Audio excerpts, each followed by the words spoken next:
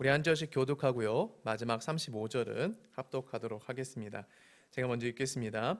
그때 베드로가 나와 이르되 주여 형제가 내게 죄를 범하면 몇 번이나 용서하여 주리이까 7번까지 하오리이까.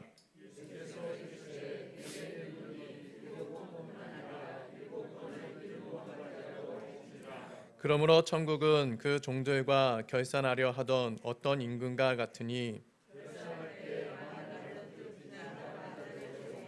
갚을 것이 없는지라 주인이 명하여 그 몸과 아내와 자식들과 모든 소유를 다 팔아 갚게 하라 하니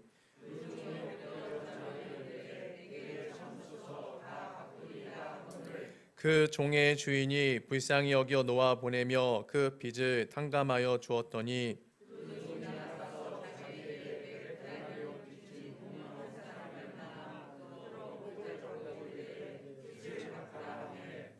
그 동료가 엎드려 간구하여 이르되 나에게 참아 주소서 갚으리이다 하되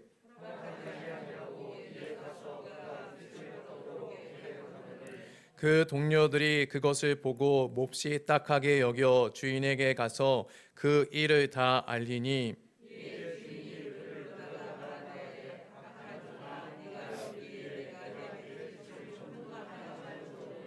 내가 너를 불쌍히 여긴가 같이 너도 내 동료를 불쌍히 여김이 마땅하지 아니하냐 하고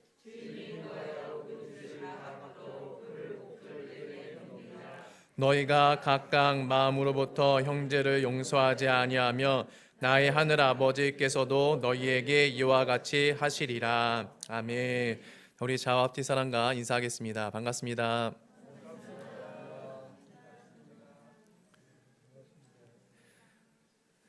네, 한 아이가요 목사님에게 이런 편지를 보냈습니다. 사랑하는 목사님, 저는 하나님이 모든 사람을 사랑한다는 걸 알고 있어요. 그런데 제 여동생은 만나주시지 않은 것 같네요.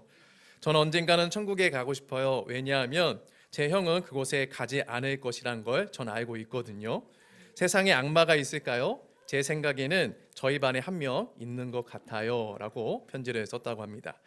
여러분, 모든 인간들이 겪고 있는 문제 가운데 하나가 뭐냐면 관계의 문제가 아닐까라고 생각이 되어집니다. 여러분, 우리는 혼자 살 수 없죠. 물론 혼자 나는 자연인이다 해가지고 산속에 들어가셔서 사시는 분들도 있기는 합니다. 하지만 대부분의 사람들은 이 사회를 이뤄서 이 사회 공동체 안에 함께 살아갑니다. 그러다 보니 이 관계 안에서 오는 그 어려움을 누구나 다 경험을 하게 되죠. 이 자리에 앉아 계신 분들이 대부분 결혼을 하셨기 때문에 잠깐 언급하자면, 결혼을 해서 우리가 싸우지 않고 평생 이렇게 즐겁게 살아가자라고 우리가 결혼하기 전에는 그렇게 다짐을 하지만, 결혼하고 한 3개월 이상 좀 지나다 보면 어떻습니까? 여러 가지 단점들이 보이기 시작하면서 관계의 문제가 하나 둘씩 발생하게 되죠. 내가 배 아파난 자식은 어떨까요? 자식들과의 관계에서도 처음에는 말을 하지 않았을 때는 굉장히 예쁘고 얘가 나만 사랑하는구나, 나만을 바라보는구나 라고 했지만, 말하기 시작하고 걷기 시작하고 배우기 시작하고 그러다 보면은 어느 순간 내 머리 꼭대기에 올라가서 나를 지시하려고 하는 그런 모습들을 또 보게 되죠. 여러분, 우리가 사회생활 하면서 또 인간 사회 관계를 맺으면서 관계의 어려움은 굉장히 힘든 것 같습니다. 그래서 이 관계에 관련된 이 책이 굉장히 많이 나와 있죠. 이렇게 하면 관계를 잘 맺을 것이다 라고 여러 방법들이 있습니다. 그런데 이 관계를 회복하는 방법은 단 하나밖에 없습니다. 그것은 무엇일까요? 용서. 용서를 받고 용서를 해주는 것. 이것이 관계를 회복하는 유일한 방법이다라고 볼 수가 있습니다. 이 국어 사전에 보면요, 용서를 이렇게 정의를 합니다. 지은 죄나 잘못한 일에 대하여 꾸짖거나 벌하지 아니하고 덮어준다라고 이렇게 정의를 하고 있어요. 이 용서의 정의에서 참 의미심장한 이 말이 그 후반부에 나와 있는데, 꾸짖거나 벌하지 아니하고 덮어준다. 여러분, 용서는요, 너가 이렇게 잘못했잖아 라고 다 이렇게 나열을 해서 벌을 주는 것이 아니라 그냥 덮어주는 것. 예, 알죠? 너가 뭐가 잘못한 것도 알고 그것이 여전히 내 마음을 힘들게 하는 것을 알고 있어요. 그런데 용서는 그냥 덮어주는 것이다. 이 성경 말씀이 아닌데 저는 이 정의를 딱 찾으면서, 우리 정의는 대부분 잘 찾지는 않잖아요. 근데 이제 설교를 준비하면서 국어 사전을 이렇게 찾아봤을 때, 야, 이거 굉장히 성경적이다라는 그런 인상과 느낌을 받았습니다. 아마 인생을 사시면서 여러분들 많은 용서를 하셨고 또 많은 용서를 구해보지 않았을까라는 생각이 듭니다. 어떠십니까? 그렇지 않습니까? 예.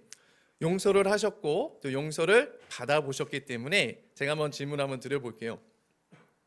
용서를 하시는 게 어렵나요? 아니면 용서를 받는 게 어려우신가요? 둘 중에 어떤 게 어려운 것을 따지자면 어떤 게 어려울까요? 용서를 하는 게, 베푸는 게 어렵습니까? 아니면은 용서를 구하는 게 어렵습니까? 하는 게 어렵습니까? 네, 이것도 뭐가 더 어렵다라고 할 수가 없죠. 왜요? 둘 다 어렵습니다. 그러면 바꿔서 이렇게 한번 질문을 해보겠습니다.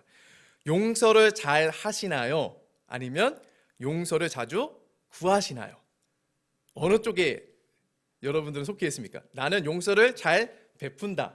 아니다, 나는 용서를 잘 구한다. 용서를 잘 구한다라는 것은 잘못을 많이 범하는 쪽이겠죠?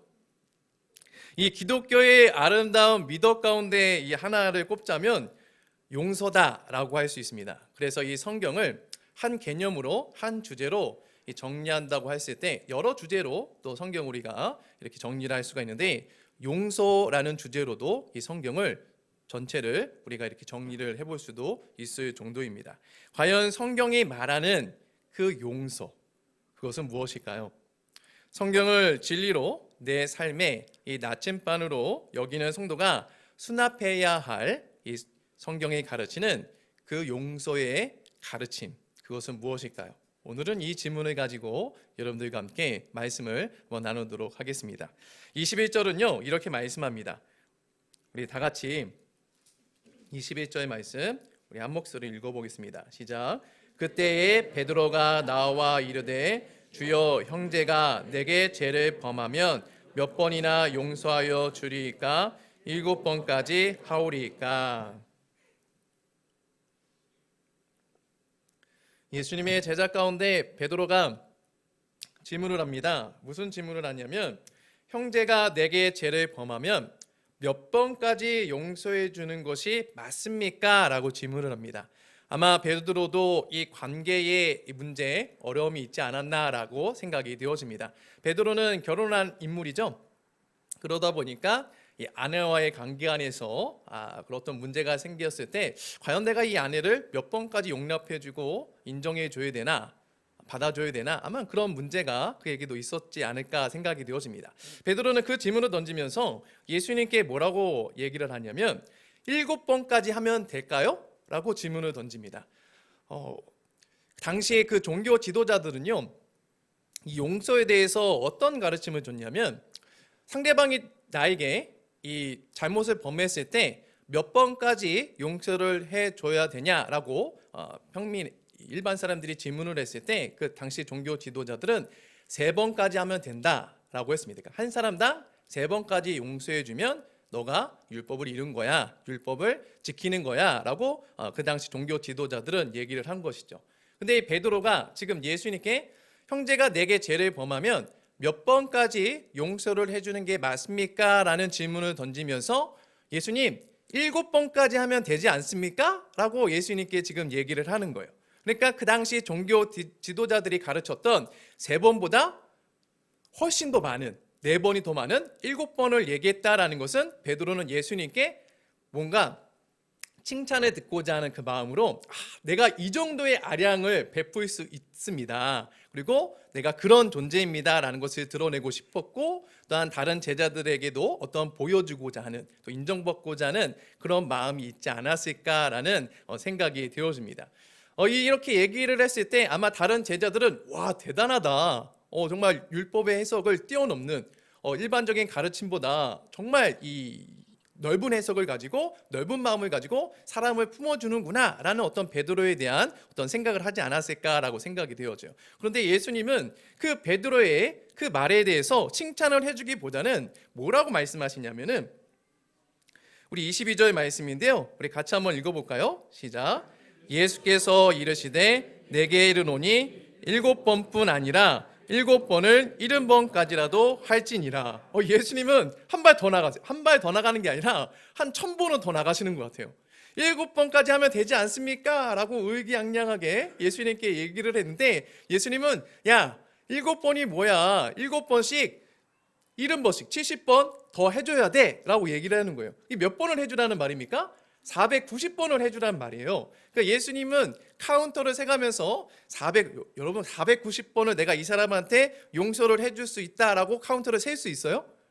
셀 수가 없는 거예요. 내가 지금 만나는 관계하는 사람이 한두 명도 아닌데 어떻게 그 다 한 사람씩 거기다 이마에다가 내가 이 발열정자 써가지고 이렇게 체크를 하지 않으나 490번은 어떻게 우리가 그걸 체크를 할 수 있습니까? 이 말은 무한대로 용서를 해주라라는 그런 의미로 예수님께서 말씀하신 것이죠. 그러면서 예수님께서 이 용서할 줄 모르는 이 종의 비유를 이어서 말씀해 주고 있는데요. 비유의 내용은 이렇습니다. 한 종이 주인에게 1만 달란트를 빚지게 됩니다. 이 당시 이 헤롯 대왕, 그 예수님을 죽이려고 했던 그 헤롯 대왕이 전체 그 이스라엘 땅을 다스리고 있었을 때 그 당시에 1년 나라 이 수입이 몇 달란트였냐면은 900달란트를 넘지를 못했대요. 그리고 그 지역의 북쪽 갈릴리와 베레아 지역에 1년 이 세금이 얼마 정도 거쳤냐면은 약 200달란트가 거쳤다고 합니다. 가늠이 오십니까? 여러분 이 한 사람이 이 주인에게 1만 달란트를 빚졌다라는 것은 가능할까요? 아니면 불가능할까요? 불가능한 거예요. 만약에 1만 달란트를 빚졌다 할지라도 이 한 사람이 개인 재산으로 그 1만 달란트를 갚을 수 있을까요? 갚을 수가 없어요. 국고를 이용하지 않는 한, 국고를 이용하더라도 그냥 파산이죠. 파산 나는 그런 상황의 액수를 주님께서 지금 설정을 하시는 거예요. 그러니까 이거는 우리가 이게 이 시대의 금액으로 환산해서 뭐 1000억이다, 1조다, 뭐 1경이다 의미가 없어요. 그냥 갚을 수 없는 금액이다라고 그냥 보시면 됩니다. 이 주인은 종에게 이 빚을 갚도록 요구하지만 종이 당연히 갚을 수가 없죠. 그래서 주인이 말하길 종의 몸과 이 아내와 자식들과 모든 소유를 다 팔아서 갚도록 명령을 합니다. 그러면 그 당시에 이 한 사람이 자기를 종으로 팔았을 때, 종으로 넘겼을 때 얼마만큼의 금액을 받을 수 있었는가라고 우리가 한번 생각해 볼 필요가 있겠죠. 그 당시에 정말 최상급 종, 약간 머리도 명석하고 몸도 이렇게 울룩불룩 힘도 있고, 종은 힘이 좋아야 되겠죠. 그리고 얼굴도 반반해야 되겠죠. 예쁘거나 잘생기거나 그래야 될 거예요. 이제 그렇게 최상급 인간의 최상급으로 표현하는 게 좀 웃긴데 그 당시에는 이제 그렇게 이제 평가를 했으니까 그 최상급의 어떠한 상품의 질을 가진 그 노예가 이 거래 시장으로 나왔을 때 최고 몇 달란트까지 받을 수 있었냐면은 1달란트를 받을 수 있었습니다. 그러니까 그 최고 품질의 상태에 있는 종은 1달란트인데 그냥 보통은 몇 달란트를 받을 수 있었냐면은 0.05달란트에서 0.2달란트를 받을 수가 있었어요. 그러니까 이 주인이 종에게 너 노예로 팔아서 그 값을 대신해 라고 했다는 이 말은 이 종이 자기의 가족들, 아내, 또 자녀들 포함해서 전부를 다 팔아도 갚을 수 있나요, 없나요? 갚을 수가 없어요. 이 자기의 자녀가 이 식솔들이 뭐 1,000명 이상, 뭐 1만 명 이상 되지 않는 한 갚을 수도 없고요. 또 그것을 또 수용해 줄 수 있는 사람도 없습니다. 그 노예를 받아들일 수 있는 사람도 없는 것이죠. 즉 주인이 이렇게 요구한 것은 이 사람을 용서해 주기 위해서 요구한 것이 아니라 징벌하기 위해서, 벌하기 위해서 이것을 요구한 것이죠. 이 주인의 입장에서는 본보기로 나에게 이 빚을 지고 갚지 않으면 어떠한 이 고난, 어떠한 이 암흑 가운데 떨어지게 될 것인지를 이 본보기로 지금 보여주고자 하는 것이죠. 주인의 이런 강한 요구에 종이 이렇게 말합니다. 내게 참으소서, 다 갚으리이다. 여러분, 갚을 수 있는 금액이라고 했습니까? 아니면 갚을 수 없는 금액이라고 했습니까? 갚을 수 없는 금액이죠. 그럼에도 불구하고 이 종은요, 살기 위해서 뭐라고 말합니까? 내가 갚겠습니다 라는 말도 안 되는 지금 이야기를 하고 있어요. 그러자 이 주인은요, 종의 그 말을 딱 듣고 웃기겠죠? 야, 너가 그럼 갚을 수 없는 금액이야 라고 아마 바로 이 주인은 알았을 것입니다. 그래서 주인이 불쌍히 여겨서 놓아보내 주면서 그 모든 빚을 탕감하여 줍니다. 여러분, 이 빚을 져보신 적 있으신가요? 옛날에는 그 슈퍼집에 가면은 동네에 슈퍼들이 많이 있기 때문에 저도 빚을 많이 져봤는데, 어머니가 이 돈이 없는 경우에는 그 슈퍼 아저씨한테 가서 외상 장부에 달아 놓으라고 하고 가져오라고 하는 경우가 많이 있었어요. 근데 그거를 깜빡 잊고 이제 쌓이다 보면은 그 슈퍼 아저씨가 저희 집으로 이제 찾아와서 외상값 갚으라고 이렇게 얘기를 하죠. 빚을 져본 사람들은 알겠지만 빚을 탕감해 주는 사람은 없습니다. 뭐 10만 원을 줬든 5만 원을 줬든 금액이 크면 클수록 빚을 탕감해 주는 사람이 없어요. 그런데 만약 내가 은행 대출을 요즘 집들을 살 때 자기 돈 가지고 사는 사람 한 사람도 없잖아요. 근데 집을 샀을 때 한 3억 내가 대출을 받았다고 쳐봅시다. 근데 그것을 탕감해 줄 수 있는 은행장이 3억 빚을 탕감해 줬다. 여러분, 그 느낌이 어떨 것 같습니까? 5억 빌릴 걸. 그렇게 생각할까요? 그렇지 않죠. 예, 저 같은 심정에서는 그럴 것 같았으면 10억을 빌릴 걸 막 이렇게 생각할 수도 있지만, 대부분의 사람들은 3억 빚을 줬는데 그것을 탕감해 줬다고 했을 때 정말요? 안 믿어질 거예요. 아마 이 종도 그러지 않았을까요? 1만 달란트를 빚졌는데 그것을 주인이 탕감해 준다고 했을 때 이게 믿겨졌을까요? 안 믿겨지고 뛸 듯이 기쁘지 않았을까요? 이것을 깨달았을 때. 근데 이 뛸 듯이 기뻐서 이제 집으로 가든지 어디로 가든지 거기서 나와서 딱 가는데 자기에게 빚진 사람을 만나게 된 거예요. 근데 그 빚진 사람은 자기에게 얼마를 빚졌다라고 성경 말하고 있냐면은 100데나리온을 빚졌다고 얘기하고 있어요. 이거를 그냥 요즘 우리 이 시세로 굳이 따지자면 내가 1,000억을 빚졌는데 10만 원 나에게 빌린 사람을 본 거예요. 여러분, 1,000억을 탕감받은 사람이 10만 원을 나에게 빚진 사람을 만났을 때는 당연하게 우리의 상식선에서는 어떻게 반응해야 됩니까? 그냥 웃으면서 나 지금 1,000억 탕감받았어. 너 10만 원 내가 없던 걸로 해줄게. 이게 당연하지 않아요? 근데 이 사람이 그 동료의 멱살을 붙잡고 빚을 갚으라며 악을 쓰기 시작합니다. 그러자 그 동료가 자신이 주인에게 요청했던 것 같이 그 자신에게 빚진 동료도 동일하게 뭐라고 얘기냐면 나에게 참아 주소서 내가 갚으리이다. 이 말을 들었을 때 이 1만 달란트 탕감받은 사람은 자신이 한 말을 떠올릴 수가 있었겠죠. 그런데도 그는 이 빚을 탕감받은 사람은 그것을 허락하지 않고 그 빚을 갚도록 가두게 됩니다. 감옥에 가두게 되는 것이죠.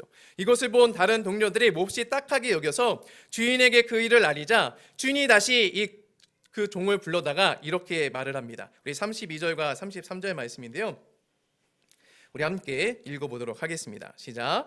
악한 종아, 내가 빌기에 내가 내 빚을 전부 탕감하여 주었거늘 내가 너를 불쌍히 여긴가 같이 너도 내 동료를 불쌍히 여김이 마땅하지 아니하냐 라면서 이 노를 바라고 그 종이 빚을 갚을 때까지 옥졸들에게 넘겨주게 됩니다. 그리고 예수님은 이 비유를 뭐라고 정리를 하며 마무리하시냐면 35절에 이렇게 말씀하십니다. 우리 같이 한번 읽어보겠습니다. 시작. 너희가 각각 마음으로부터 형제를 용서하지 아니하면 나의 하늘 아버지께서도 너희에게 이와 같이 하시리라. 아멘.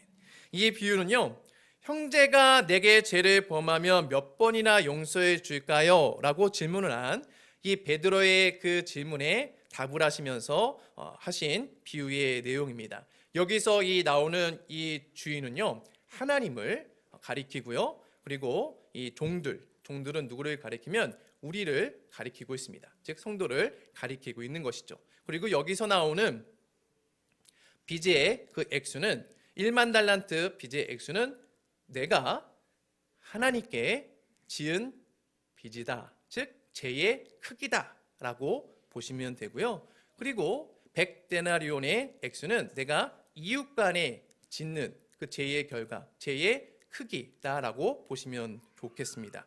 예수님은 이 비유를 통해서 이 성도가 용서하는 자가 되려면 먼저 우리가 생각해야 되는 것, 섣불리 너희들이 먼저 용서하기 전에 먼저 너희들이 생각해야 될 것이 있는데, 그것은 하나님과의 관계 안에서 자신을 볼 줄을 알아야 한다라고 말씀해 주고 있습니다.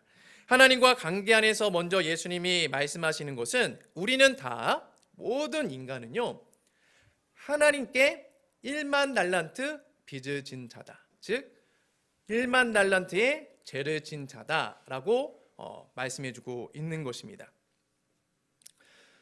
여기서 어떤 분들은 이런 생각을 할 수 있습니다. 내가 언제 하나님께 죄를 지었습니까? 라는 생각을 할 수가 있죠. 현대사회에서는 당신은 죄인입니다 라고 말을 했을 때 그걸 받아들이지 못합니다. 그리고 내가 죄인이다 라고 생각을 하더라도 내 죄가 그렇게 크다라고 생각하는 사람은 별로 없습니다. 나는 하나님을 만난 적도 없고 그분이 계시다는 것을 모르고 또 그분과 한 번도 말을 섞어본 적이 없는데 어떻게, 언제, 어디서 내가 하나님께 죄를 지었습니까? 라고 아마 이 시대의 사람들은 생각을 하고 질문을 던질 것입니다. 자신이 죄인이라고 인정하지 못하는 사람들의 대부분의 생각이 이런데요. 하나님의 존재를 인정하지 않는 사람들에게 자신이 죄인이라 선포하는 것은 납득이 안 되는 성경의 진리 가운데 하나입니다. 우리가 생각하는 죄인은 어디에 가 있습니까? 교도소에 들어가 있죠. 국가가 정한 법을 어겼을 경우 죄를 범한 범법자, 그들은 우리가 감옥에, 유치장에 들어가 있다라고 우리는 생각을 합니다. 그런데 우리 사회를 보면요, 꼭 교도소에 들어가 있다라고 해서 그 사람들만이 죄인이다라고 생각하지 않아도 될 것 같습니다. 왜냐하면 법을 엄연히 어겼는데도 권력을 가졌다라는 이유만으로, 또 내가 인맥이 좋다는 이유만으로도 그 감옥에 들어가지 않고 죄를 지었음에도 불구하고 우리와 동일하게 이 바깥 세상에서 살아가고 있는 사람들이 많기 때문에 그렇습니다. 1988년도 10월 달에 지강원 씨가 인지 어떤 그 사건을 벌인 적이 있습니다. 여러분들 다 기억하시죠? 그 당시에 이 뉴스 방송에서 생중계로 이걸 했기 때문에 저도 어렸을 때 그것을 생중계로 본 적이 있습니다. 이분이 어떤 죄를 졌었냐면은 560만 원을 절도를 해서 17년형을 선고받고 감옥에 들어가셨습니다. 근데 그분이 이 탈옥을 결심하게 된 이유, 또한 그런 인질 사건을 벌이게 된 그 이유의 결정적인 이유가 뭐였냐면은, 당시 이 전두환 대통령의 동생인 정경환 씨가 이 70억을 횡령하고도 7년 선고를 받았고 이후 3년 만에 가석방된 이 사실에 불만을 품고 탈출을 결심을 했다고 합니다. 자기는 570만 원을 탈취해서 17년형을 선고받고 감옥에 있어야 되는데 권력을 가진 자는 70억. 여러분, 우리가 인생을 살면서 1억을 돈으로 만질 수가 있을까요? 현금으로? 극히 드문 사람 아니면 만질 수 없을 거예요. 근데 70억을 횡령하고도 7년형을 선고받고 3년만 살다가 나오게 되죠. 거기에 분이 일어서 탈출을 하고 그분이 결국엔 경찰이 쏜 총에 맞아서 죽게 되는데요.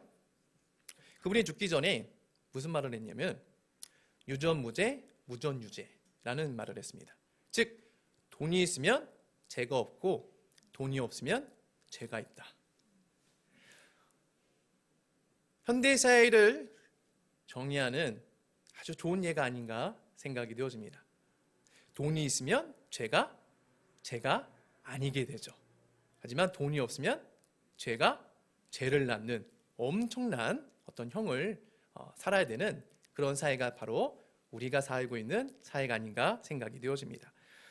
우리 사회는요, 드러난 죄인이 있고 감추어진 죄인이 있습니다. 이 드러난 죄인은 교도소에 수감 중인 죄인이라고 할 수가 있죠. 그럼 교도에서 밖에 있는 사람은 죄인이 아닐까요?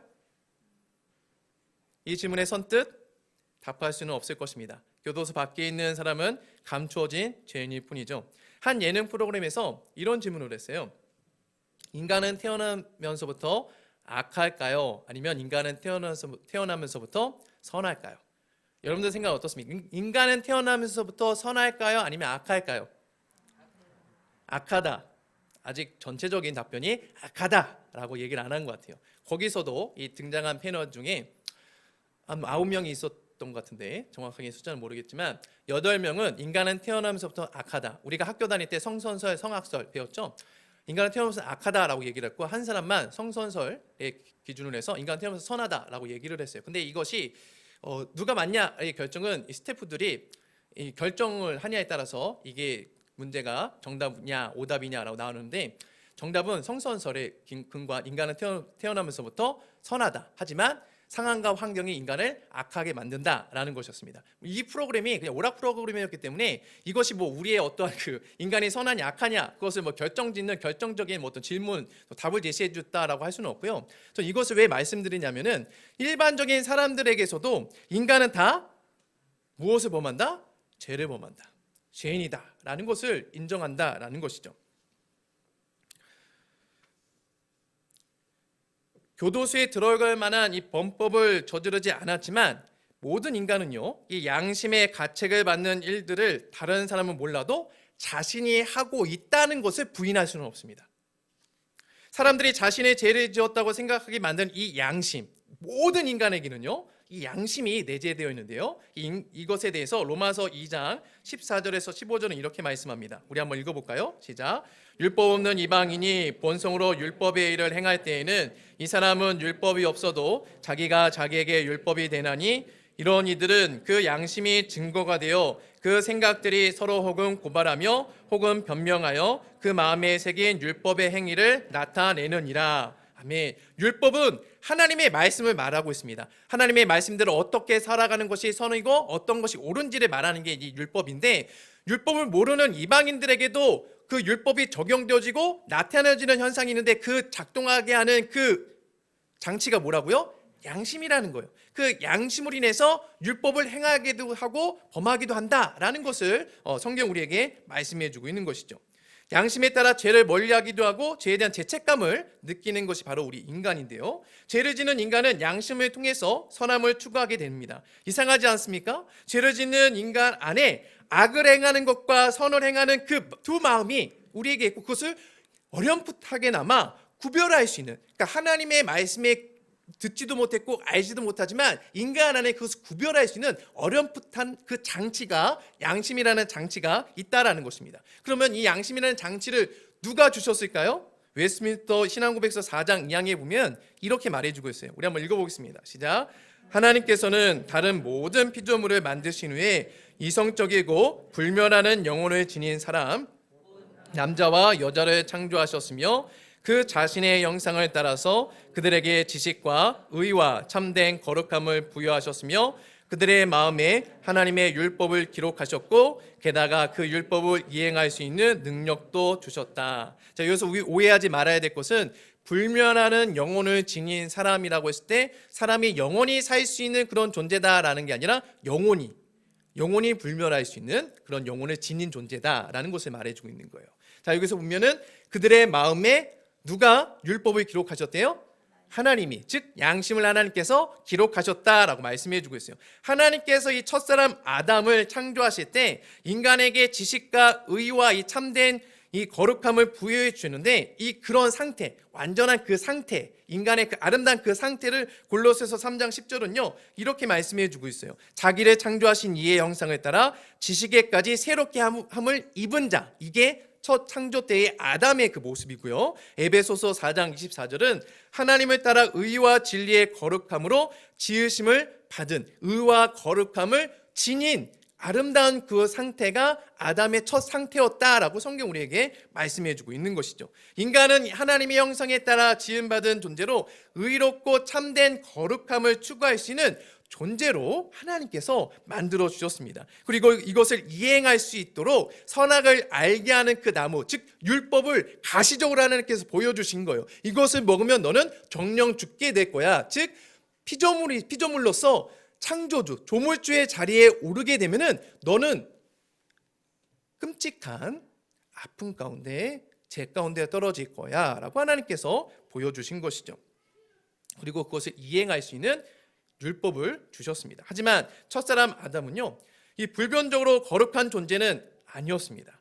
시험과 죄에 빠질 수 있는 존재였죠. 동시에 이 아담은요, 주님이 주신 능력으로 그 시험과 죄도 이길 수 있는 존재였습니다. 하지만 아담은요, 뱀의 유혹에 넘어가 하나님과 같아지려는 악한 마음, 즉 하나님 자리에 오르고자 하는 그런 마음을 품게 되어서 하나님께서 이 금하신 선악을 알게 하는 나무의 열매를 따먹게 되므로 그 형상, 그 하나님의 그 거룩함의 그 진리의 모습이 깨어지게 됩니다. 그로 인해 공적 인간의 주의를 가진 아담의 그 죄, 아담이 인류의 첫사람이거든요. 그 아담 안에 내재되어 있는 모든 인류들이 그 아담의 죄를 전가받아서 우리들의 그 처음 주어진 그 하나님의 형상, 그 거룩함으로 주님만을 섬길 수 있는 그 거룩한 그 양심이 깨어지게 된 거예요. 그래서 우리 안에 양심이 어렴풋하게 남아 작동하는데 그 양심이 우리를 온전히 선한 길로 이끌어 가지를 못하는 그런 안타까운 가운데 모든 인류가 놓여져 있는 것이죠. 아담 이후로 이 모든 인류는요, 하나님의 자리에 오르고자 하는 이 양심이 파산된, 양심이 고장났기 때문에 어떻게 해서든지 이 모든 인간은 내가 이 창조자의 자리, 심판자의 자리에 오를까라고 늘 생각을 하고 스스로 그 자리에 있다라고 여기며 살아간다라는 것입니다. 그 자리에 오른다라는 것은 내가 선악을 판단할 수 있는 지혜, 능력이 나에게 주어졌다라고 스스로 생각을 하게 되는 것이죠. 그런데 인간은요, 선악을 판단할 수가 없어요. 피조물이기 때문에 절대로 인간은 옳고 그름을 분간할 수 없습니다. 이것은 선하고 이것은 악하다라고 판단할 수는 없습니다. 분별은 할 수 있습니다. 인간에게 주어진, 우리가 이 교회 자리에 왔을 때, 예배당에 왔을 때 앞자리가 비었으면은 앞자리를 내가 가서 앉아야 되겠다라는 그런 분별력을 할 수 있죠. 또 사람이 다 차 있으면 난 뒷자리에 앉아야 되겠다라고 분별은 할 수 있습니다. 그런데 앞자리에 앉은 사람은 믿음이 있는 사람이야, 저 뒷자리에 앉은 사람은 믿음이 없어서 뒷자리에 가서 딴짓하려고 앉아 있는 거야 라고 말하는 것은 무엇을 하는 것입니까? 판단을 하는 것이죠. 오랫동안 신앙생활을 했는데도 저분의 가정의 문제가 해결되지 않은 것은 분명히 저분이 믿음으로 살지 않았고 저분은 기도를 하지 않은 거야 라고 말을 한 것은 무엇을 한 겁니까? 판단을 하는 거예요. 또 저 사람이 사업이 잘 되다가 저렇게 어려움을 겪은 것은 주일날 몇 번 빼먹었기 때문에, 기도를 하는 자리에 나와서 기도를 하지 않았기 때문에 라고 얘기를 한다면 그것도 뭐 하는 겁니까? 판단을 하는 것입니다. 우리의 관계가 깨어지는 게 다 뭐 때문에 발생합니까? 판단하는 것 때문에 그렇죠. 내 아내와 내 남편의 관계가 깨어지는 것, 내 자녀와의 관계가 깨어지는 것, 그 시초의 그 발단은 다 뭐부터 시작합니까? 판단하는 것부터 시작된다라는 것입니다. 하나님께서 이 세상을 창조하셨을 때 거듭거듭해서 말씀하신 그 말씀은 무엇이냐면 하나님이 보시기에 좋았더라입니다. 그러니까 이 사람은 보았을 때, 이렇게 해서 제가 또 김일환 권사님이 지적했다고 하시면 안 돼요. 그래서 제가 순간 문제라서 얘기했는데, 이 사람을 바라보았을 때 저 사람은 얼굴에 광대뼈가 튀어나와서 너무 레몬해서 너무 강해 보여 라고 하는 것은 판단하는 거죠. 예, 누군가에게는 강해 보일 수도 있지만 누군가에게는 멋짐으로 보일 수가 있어요. 그러니까 제 아내가 결혼을 한 것이죠. 예, 우리는 다 하나님이 보시기에 다 아름답게, 보시기에 좋은 이 피조물 가운데 태어났고 존재하는데 우리는 어떻습니까? 판단해요.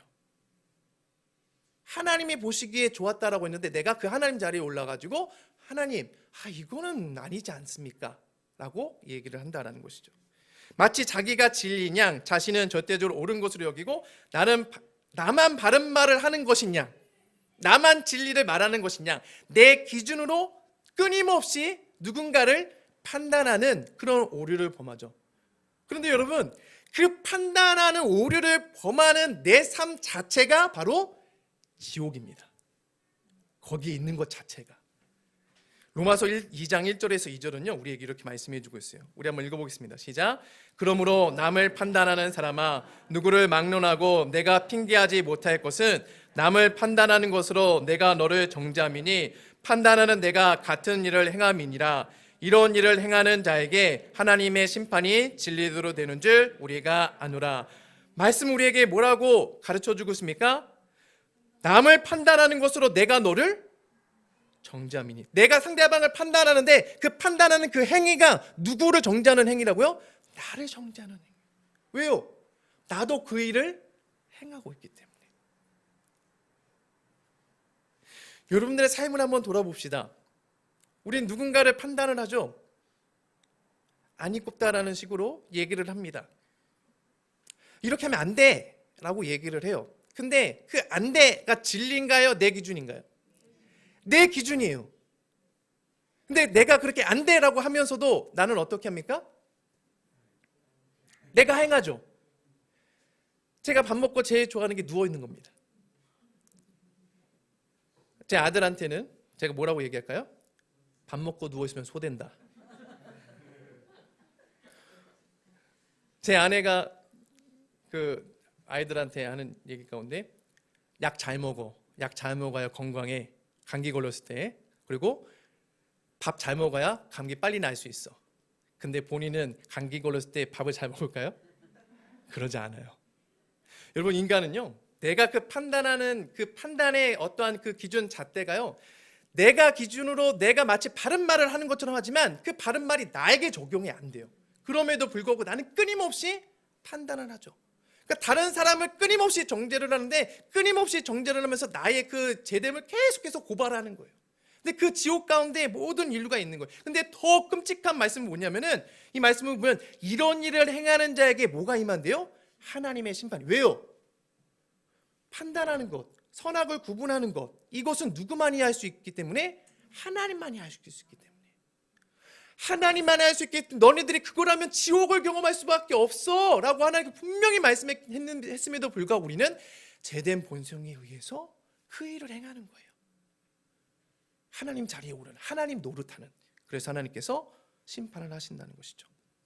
인간은요, 하나님께 영원히 갚을 수 없는 이 빚을 진 존재입니다.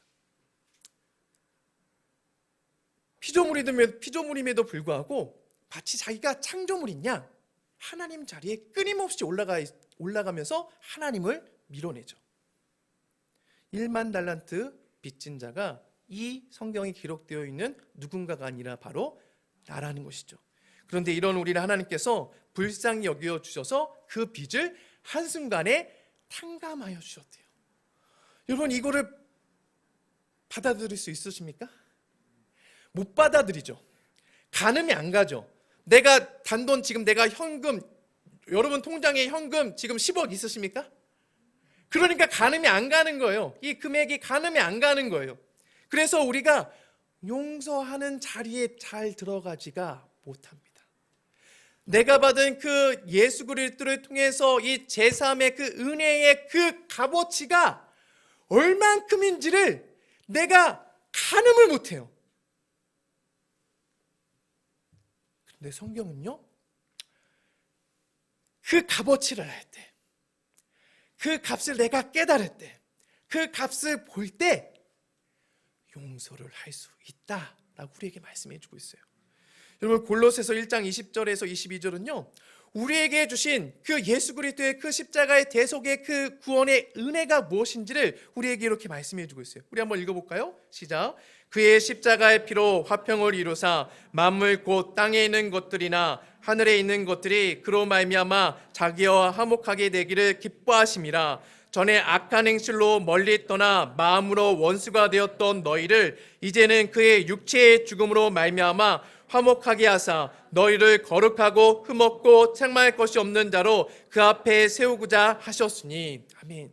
성도는요, 예수 그리스도의 십자가의 피로 빚을 전부, 일부, 소액만 탕감받은 존재가 아니라 나의 전 인격 자체가 완전히 새로운 존재로 하나님께서 변화시켜 주시는 그런 존재로 하나님께서 빚을 탕감하여 주셨습니다. 자기 아들을, 영원한 그 하나님이 이 땅에 육신을 입고 오셔서 그 십자가에서 모진 고통을 당하시면서 내가 짊어져야 할, 내가 갚아야 할 그 형벌의 값을 예수님께서 십자가에서 몸소 담당하셔서 죽으셨다 라고 성경은 우리에게 말씀해 주고 있습니다. 여러분, 바라기는 이 진리가 여러분들의 삶 가운데 아멘이 되어지기를 주님의 이름으로 축원합니다. 그리고 이 진리가 그냥 여러분의 이 자리에서만 깨달아지는 것이 아니라 정말 여러분들의 실제적인 그 싸움의 현장에서 실제적인 용서를 행해야 되는 그 현장 가운데 내 안에 역사하시는 그 성령님의 이끄신 가운데 이 십자가의 진리가, 이 십자가에 달리신 예수님의 그 선명한 그 핏자국이 여러분들의 삶 가운데 실제가 되어지기를 주님의 이름으로 축원합니다. 여러분, 우리가 누군가를 용서할 수 있는 것은요, 용서할 수 있는 방법론은 시중에 너무 많이 나와 있습니다. 그러나 우리가 용서할 수 없는 것은 왜 용서할 수 없습니까? 내 죄보다 상대방의 죄가 더 크게 보이기 때문에. 그래서요, 용서는요, 감정으로 하는 것이 아닙니다. 감정은요, 늘 변할 수밖에 없어요. 기준이 자꾸 갈대같이 흔들릴 수밖에 없습니다. 그래서 예수님은요, 용서를 감정으로 하지 말고 의지로 해라, 진리에 따라서 의지로 해라 라고 말씀해 주고 있는 거예요. 십자가의 그 은혜를 생각하면, 주님께서 나에게 베풀어 주신 그 1만 달란트의 그 제사함의 은혜를 생각하면 감정은 동하지 않아도 그 진리가 우리를 이끌게 된다, 그 믿음이 우리를 이끌게 된다라고 성경은 말씀해 주고 있는 것이죠. 여러분, 2차 세계대전 때 C.S. 루이스라는 유명한 기독교 작가가 있습니다. 이 C.S. 루이스라는 유명한 작가가요, 당시 독일을 이 전 유럽 사람들이 용서할 수가 없었겠죠. 특히 유태인들에게는 더더욱 그랬을 것입니다. 그때 이 C.S. 루이스 작가가요, BBC 라디오 방송에 나와서 이런 말을 했습니다. 제가 읽어드릴게요. 자신이 이웃을 사랑하냐 사랑하지 않나 고민하느라 시간을 허비하지 말고 마치 사랑하듯 행동하십시오. 그렇게 하면 머지않아 놀라운 비밀을 알게 될 것입니다. 누군가를 사랑하는 것처럼 행동하면 이내 그 사람에 대한 사랑의 감정이 생기게 됩니다. 마음에 들지 않은 이에게 상처를 입히면 입힐수록 자신이 상대를 싫어하고 있음을 알게 될 것입니다. 반면 그 사람을 선대하면 반감이 줄어드는 것을 보게 될 것입니다. 여러분, 공감이 가십니까? 용서는요, 절대 쉽지 않아요. 함부로 야, 너는 왜 용서를 못하냐? 넌 정말 믿음이 없어 라고 말을 할 수도 없습니다. 그 본인에게는 그 용서의 무게가 너무나도 크게 다가오기 때문에 우리는 섣불리 말은 할 수는 없어요. 그럼에도 불구하고 우리가 왜 용서를 말을 하고 왜 우리가 용서를 해야 할까요? 예수님께서 말씀하셨기 때문에 그렇습니다. 33절에 보면 예수님께서 이렇게 말씀하십니다. 우리 한번 읽어볼까요? 시작. 내가 너를 불쌍히 여긴가 같이 너도 내 동료를 불쌍히 여김이 마땅하지 아니하냐. 여러분, 우리는 그 하나님께 불쌍히 여김을 받은 존재입니다. 그 불쌍히 여김, 그 긍휼히 여김이 바로 우리들의 삶 가운데 지금 역사합니다. 말씀을 맺겠습니다. 하나님이 우리를 불쌍히 여겨주셨습니다. 우리는 그 불쌍히 여겨주신 하나님의 사랑으로 오늘을 살고 내일을 살고 주님 품에 안기게 될 것입니다. 그 사랑이 우리를 살게 하죠. 주님의 선한 능력으로 미움의 감옥에서 나오시기를 바랍니다. 내가 상대를 옥에 갇으면 나도 옥에 갇혀서 주님의 은혜의 빛을 보지 못하게 됩니다. 어둠은 절대로 빛을 이길 수 있을까요? 절대로 빛을 이길 수 없습니다. 내 안에 빛 대신 그 주님의 말씀이, 빛 대신 주님의 그 사랑이 충만하게 되면 어둠을 몰아내고 나는 그 미움의 옥 가운데서, 감옥 가운데서 자유함의 은혜를 누리게 될 것입니다. 바라기는 이 진리를 생각하면서 언제나 주님 안에서 참 자유함과 용서의 은혜를 누리시는 저와 여러분이 되기를 주님의 이름으로 축원합니다.